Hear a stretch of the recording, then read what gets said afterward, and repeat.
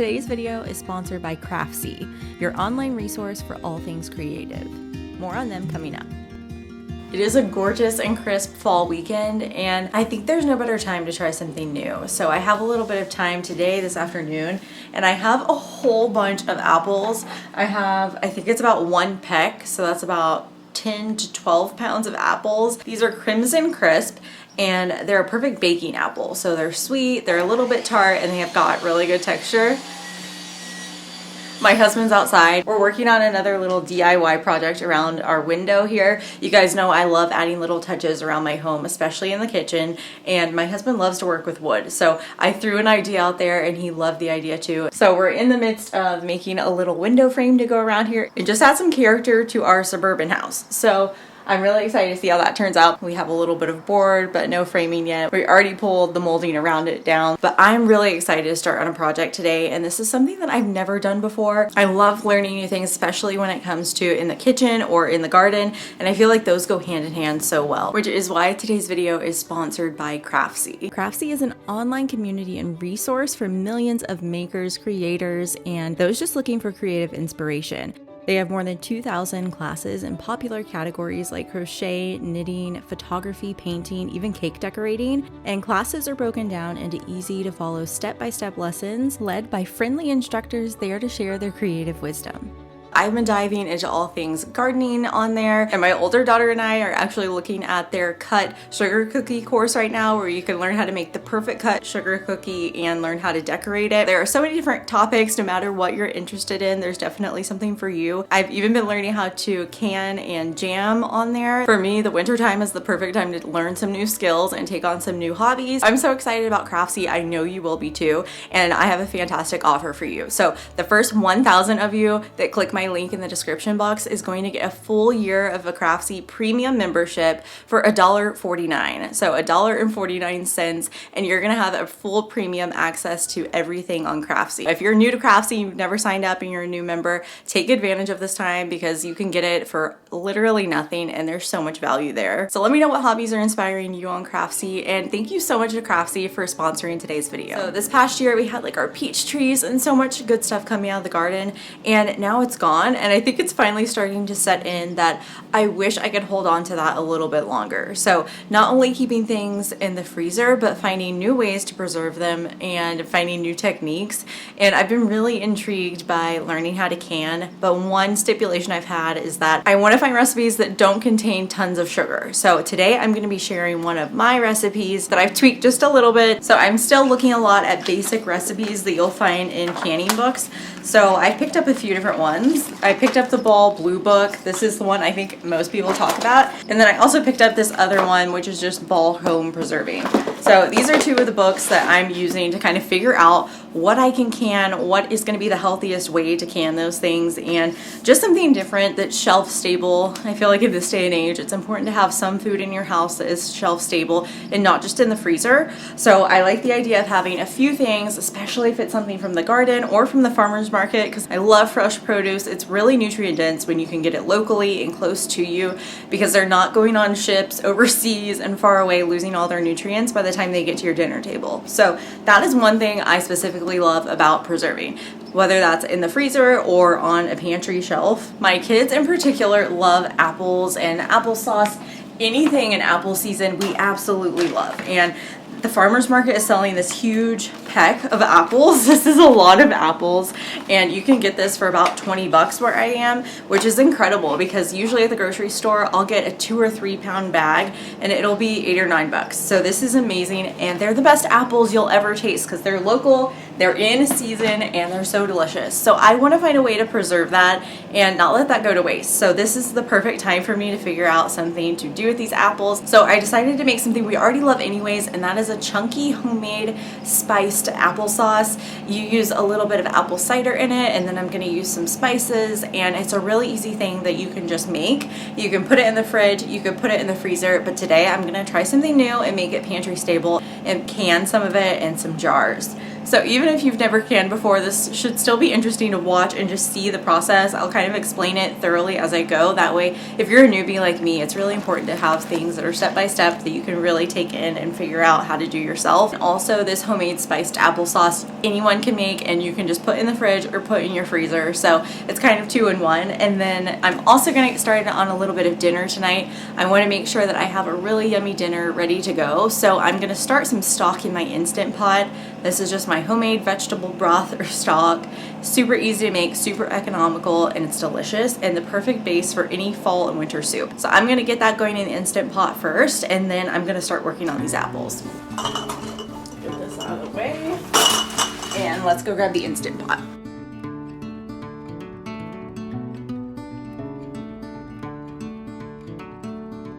I'm making just a really standard vegetable broth today. So I've got celery and carrots. I'm gonna use 1 onion, a couple bay leaves, that gives it really good depth of flavor, some garlic that I'll just crush but kind of leave whole and just like crush them to peel them. It makes it easier. And then from one of my local stores, they have a medley of herbs that they call, I think, poultry blend. And it's a great way to just get a bunch of different herbs in one little container, so it's super inexpensive. So I have some fresh thyme, some fresh sage, and a little bit of rosemary. So I'm gonna throw those into, it gives it good flavor. You could also just use parsley or just omit herbs in general if you don't have any on hand. And then I like to put in a little bit of peppercorns, and I'll do a splash of apple cider vinegar. I do that in all my broths, and especially bone broth too. You wanna do a splash of vinegar. And then I have a little bit of coarse sea salt that is specifically very coarse, and I bought this by mistake, so I'm gonna use that today in the broth, and that's the perfect way to kind of use it up. Okay, so let's give these veggies a wash before we get them prepped for the stock.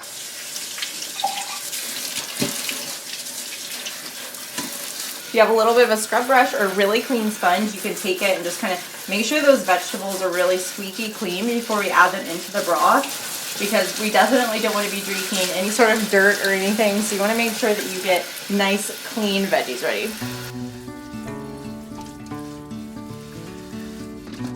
There we go, veggies are washed.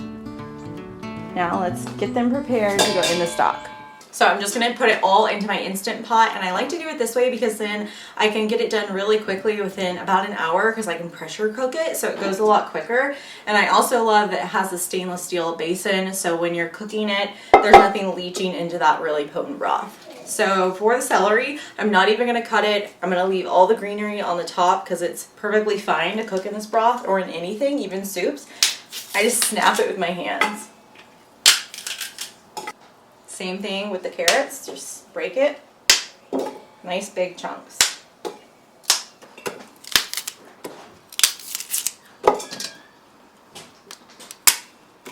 This is a great way to use up any sort of leftover veggies you have in the back of the fridge that need a new life. Just add them right in here. All those fresh herbs go in. They're gonna be so delicious and flavorful. And it kind of mimics the flavors of chicken broth. So if you want your veggie broth to taste even better, you can throw in those same herbs that you would use for chicken. 2 bay leaves. And go ahead and sprinkle in some peppercorns. None of this has to be exact. You can really just eyeball it. And plenty of salt to give it good flavor.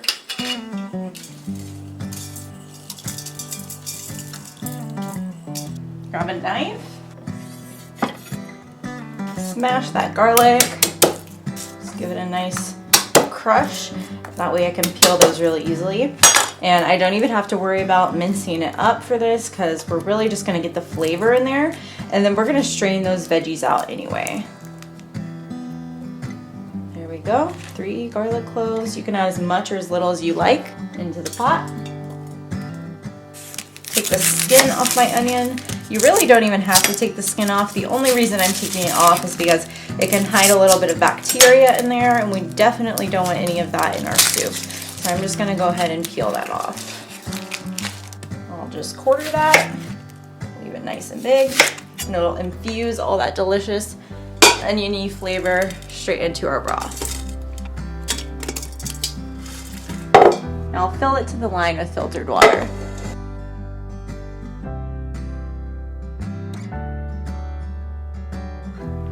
There we go, that's just what we want, nice full pot of broth. Now it's into the pressure cooker. I like to set it on high pressure seal the top, and pressure cook it for 1 hour.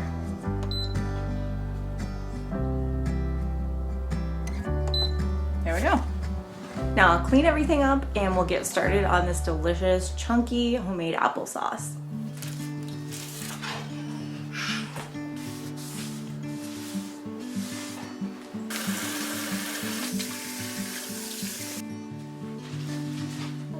Okay, let's grab our big canning bowl of lemon juice, and we're gonna grab 4 cups of filtered water.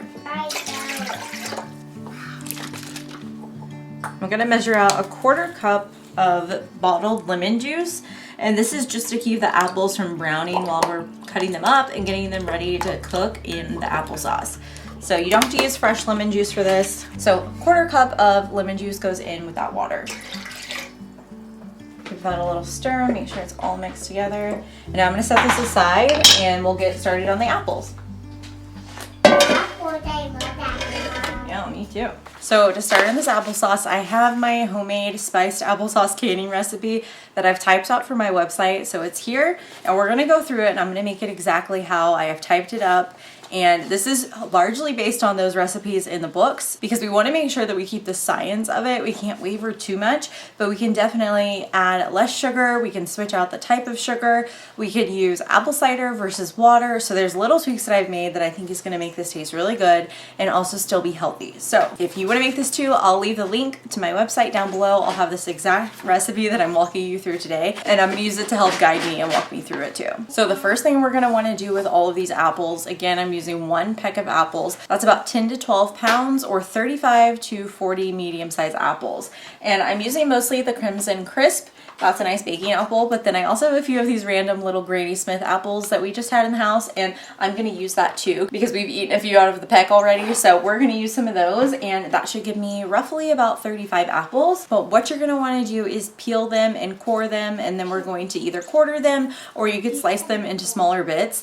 But with this recipe, I'm going for a chunkier applesauce that has more texture instead of just a smooth puree. So I don't wanna cut these apples down too much because they might start to fall apart and we won't really get those chunky bits anymore. So just be mindful of how you cut them depending on the consistency that you want in the end for your applesauce. For this recipe, I'm gonna grab my peeler, core, and apple slicer. So I'm gonna start by putting my apple core and slicer on the edge of my countertop. That'll keep it from sliding around. And then I'm gonna put a cutting board here so we can catch the apple slices without them getting dirty. Put the core of the apple onto the apple slicer all the way in. And then we'll start winding it. And as I wind it, it's going to peel the apple while coring it and slicing it. So it saves a lot of time. Yeah, and they're like noodles. There we go. So after we get it off of the peeler, core, and slicer, it'll look like this, but it'll actually be sliced. And then I'm just gonna go in and either just cut it in half, or you could quarter it, but I think I'm gonna leave it just like this so we end up with really nice pieces. So I'll take this and it'll go straight into that water and lemon juice little bath that we made to keep it from browning while I prepare the rest of the apples.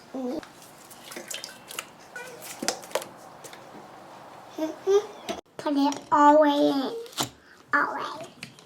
Noodles.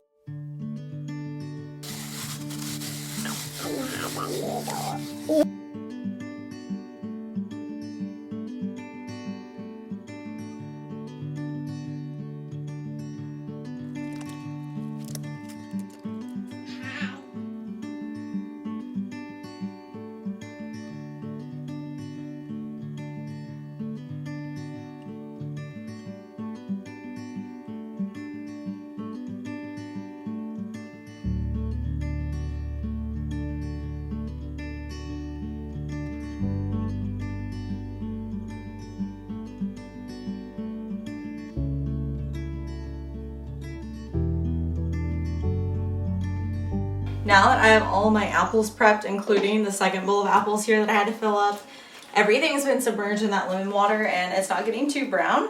So I think we're ready to start on the applesauce. Now I'm gonna add the liquid component to help me cook the applesauce down. And you can do this a couple different ways. You can use just water, but I'm gonna replace that water with a little bit of fresh pressed apple cider, a little bit more of a spiced flavor, and just give us a little bit something extra. So I'm gonna add that straight into my big stock pot.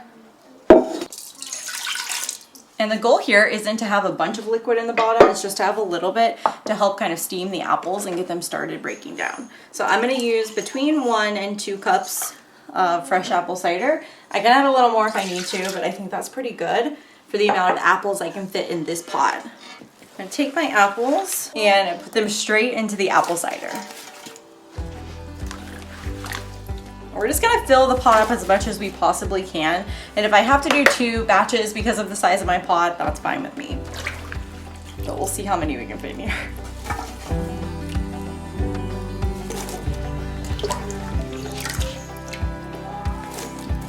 You wanna make sure that when you're prepping the apples that any sort of brown spots you see or seeds or mushy spots or areas that have been eaten by worms or anything don't make its way into your applesauce. So make sure you pull those out. We don't want any of that in our good applesauce here.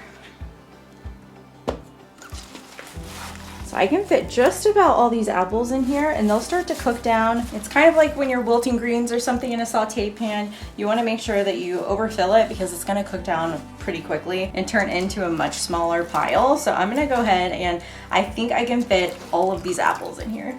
I'll have this exact pot linked down below. I got it specifically for canning purposes because I knew I needed a nice big pot and this is the perfect size. So we're going to fill this. Have a nice big mound and then I can pop the lid on after it starts to shrink. Perfect, that is all the apples. Now we're gonna put this straight onto the stove. So we're gonna bring these apples and apple cider to a boil over medium-high heat and then I'm gonna cover it with my lid and I'm gonna turn that down a little bit and let it simmer for about 20 to 30 minutes until it's nice and tender. And then we'll finish up the applesauce and get onto canning it. And you can see it looks like so many apples. It's filled this pot up pretty well. But if I try to put the lid on, I can kind of squish it down and that lid will stay. We should be just fine. We'll bring that to a boil and then that'll be ready to go. So I'm just gonna put the lid on this big stock pot and let that come to a boil over medium-high heat. And then I'll reduce the heat just to a low simmer and cook the apples covered until they're nice and soft, which should take about 20 to 30 minutes.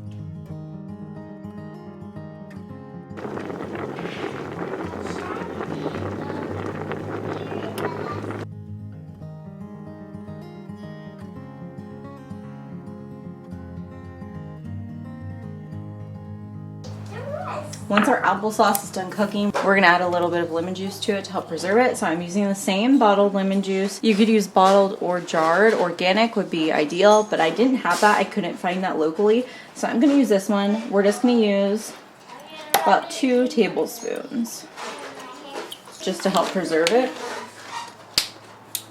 Then we're also gonna make a spice mixture here.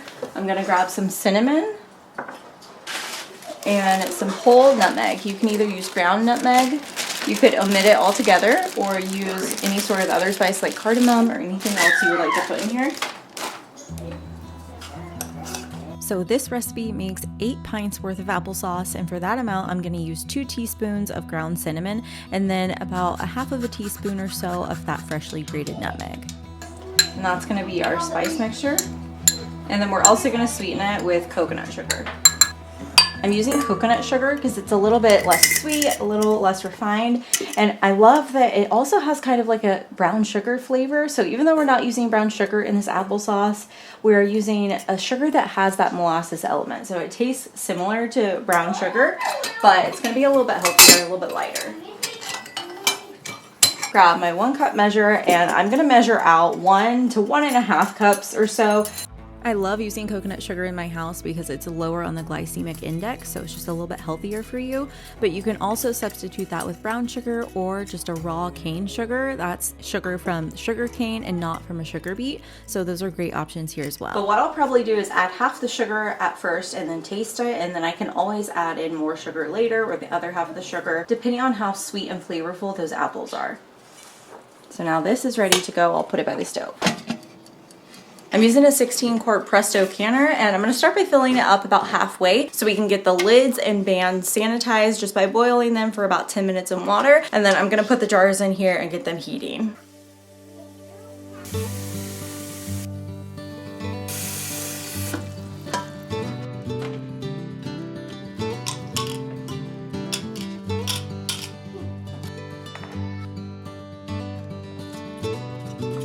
So I filled up my canner about halfway with water and I'm letting that heat up, but I wanted to show you all of the different tools that you're gonna need for canning. So I have this jar grabber, that's just to pull those hot jars out of that water. And then today I'm using 8 1-pint jars. And then I also have a potato masher, but you could definitely use just a wooden spoon, especially for this chunkier applesauce recipe.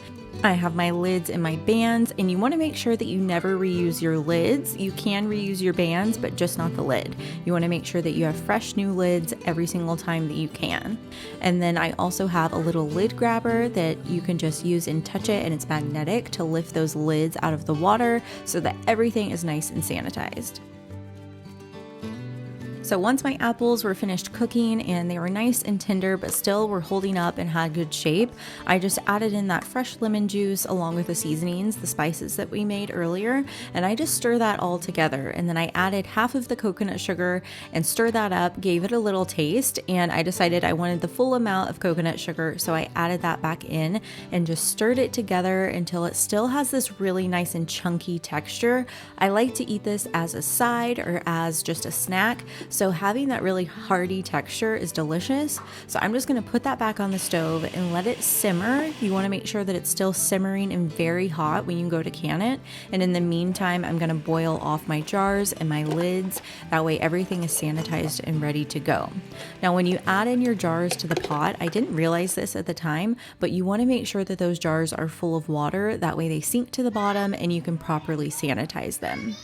What I love about this applesauce recipe is that you can make it just how it is and you can leave it in your fridge. You don't even have to can it if you don't want to, but you can make it as smooth as you want, as chunky as you want, and it's just delicious to have on hand for you or for the kids. It's delicious and wholesome, especially in the fall time when apples are in season. When you're ready to go to can it, you're going to pull your jar out of that hot boiling water and pour that water out so that it's just an empty jar. And then I love using this funnel because it has built-in measurements on it so you can see exactly how much headroom you need. So I ladled in that really boiling hot applesauce mixture and left a 1/2 inch of headroom space, and you can see that by the measurements. Then you want to use the little poker tool or the end of a wooden spoon or a skewer and poke down around the sides of the applesauce to make sure that there's no air bubbles anywhere, because that will cause siphoning and cause you to not have the right headspace. So it's very important to get those little pockets of air bubbles out. Then I just wipe it clean and I'll place my lid on there and just screw that lid down until it's finger tight. So just as tight as your fingers can get it. You don't want to put your whole fist or arm into it, just finger tight. Then I'll place that back into the pot that's still half full of boiling hot water, and I'll take out another jar and repeat the process.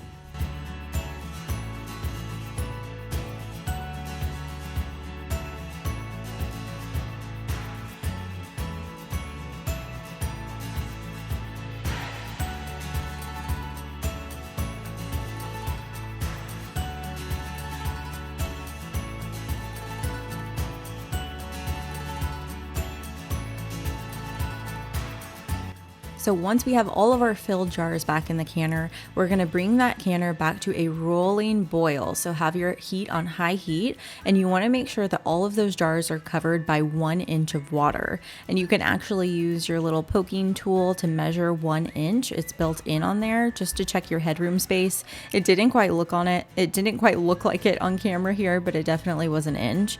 And then after that comes to a rolling boil, you'll place your lid on very carefully, tighten it, and you're going to set your timer to process, and depending on your elevation it can be a little bit longer, but here where I am, we process these jars for 20 minutes. And that was the perfect amount of time to get dinner started in the slow cooker. So all I'm doing is taking 1 pound of ground beef, and I'm going to brown that in my slow cooker. But if you don't have that mode, you can do this in an instant pot or just do it quickly on the stove, and then you can throw it in your slow cooker. And I'm going to brown that all up along with a little bit of onion and garlic. Just dice that up, and this is going to be a really hearty but super easy ground beef and vegetable soup, just an old-fashioned vegetable soup. It's so good, full of lots of good things, and is really filling. So I'm going to dice up loads of veggies here. I'm going to use potatoes and carrots and celery, but then I'm also going to be adding in a ton of frozen vegetables. This is great because I always have frozen veggies in the freezer. They're super inexpensive, and it's such a great way to add a lot of nourishment to a meal really easily and really frugally.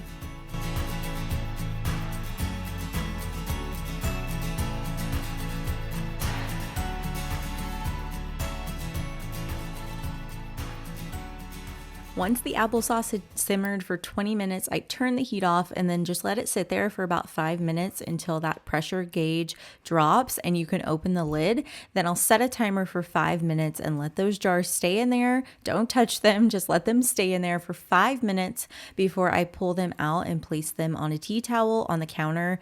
And you have to be very careful not to disturb them for about 24 hours. So pick a good spot in your kitchen where nobody will bump into them and just leave them there.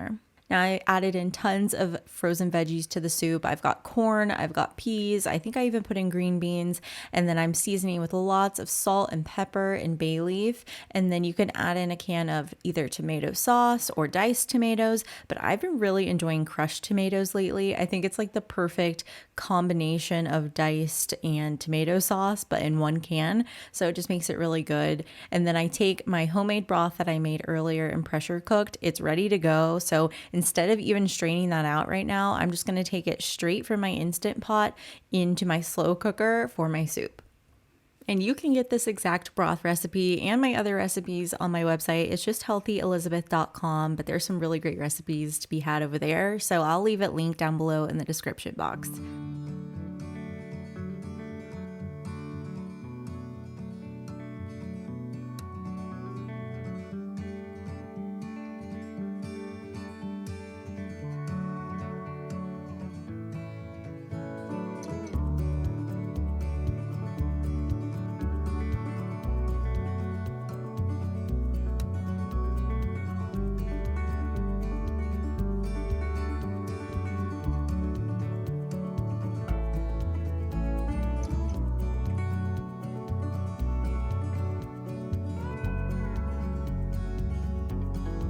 After you remove the jars and place them on the counter, you might notice that your bands are a little bit loose, but don't worry, that's completely normal. Don't tighten them though, just let them rest and let them cool for at least 12 to 24 hours. 24 hours is ideal before you test the seals.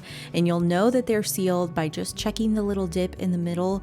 If it's properly sealed, it will not spring up when you press down on the center. So use your finger, press down on the middle of the jar, and if there's no give when you press it down, your jar is good for storage. Now, whenever I have leftover broth, I have been putting it into these little silicone cubes and placing them in the freezer. Not only does this cut down on broth waste, which is so easy to do when you just place a jar of broth in your fridge, but it's also incredibly convenient because anytime that I need a little bit of broth, whether it's for rice or just a little bit extra to throw in a soup, I have it in the freezer ready to go. It's super nourishing because it's homemade, and it's really economical because it's usually made with things that you would probably throw out anyway. A few extra carrots in the back of the fridge, garlic, celery, all those things. So I hope this video inspires you to try something new. You can find this delicious applesauce recipe at healthyelizabeth.com. Don't forget to use my link in the description so you can join Craftsy now and get a full year of premium membership for only $1.49. Thanks again to Craftsy for sponsoring today's video.